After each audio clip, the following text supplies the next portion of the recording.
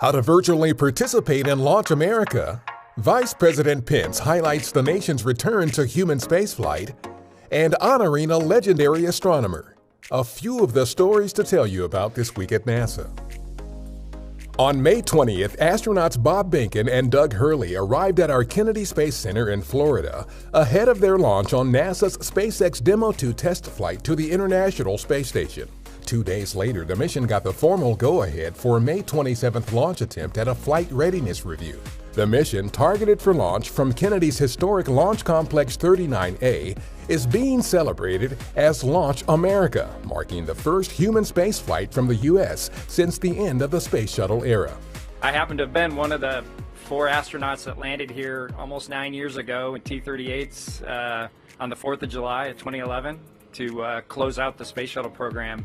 So it's incredibly humbling to be here to start out the next launch from the United States. As graduates of military test pilot schools, if you gave us one thing that we could have put on our list of dream jobs that we would have gotten to have someday, it would have been to be aboard a new spacecraft, be conducting a test mission aboard that spacecraft, and Doug and I get that chance to do it. So we're thankful for that opportunity. While pre-launch and launch day activities are not open to the public due to social distancing concerns, NASA invites you to virtually participate in this historic milestone. In addition to continuous launch day to docking day coverage on NASA television, virtual activities include a NASA social as well as activities across our social media channels, including YouTube, Twitter, Facebook, Instagram, and LinkedIn. For more about how to virtually participate, go to nasa.gov/beourguest. Welcome to the Launch America edition of the National Space Council. On May 19th, Vice President Mike Pence convened the 7th meeting of the National Space Council at our headquarters in Washington, D.C.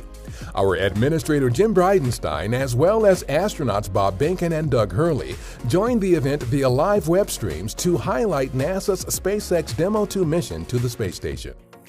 On May 20th, we announced that the Wide Field Infrared Survey Telescope currently under development has been named in honor of the late Nancy Grace Roman, NASA's first chief astronomer. The telescope is targeted for launch in the mid-2020s to investigate long-standing astronomical mysteries and to search for distant planets beyond our solar system. NASA received 4 2020 Webby Awards and 4 People's Voice Awards highlighting the agency's diverse online offerings. We received an agency record 12 nominations this year. The Webby Awards are presented by the International Academy of Digital Arts and Sciences. The Japan Aerospace Exploration Agency and Mitsubishi Heavy Industries launched an unpiloted HTV-9 cargo spacecraft on May 20th, loaded with more than 4 tons of supplies for the International Space Station, including the final set of new lithium-ion batteries and adapter plates to complete a multi-year upgrade of the station's power system.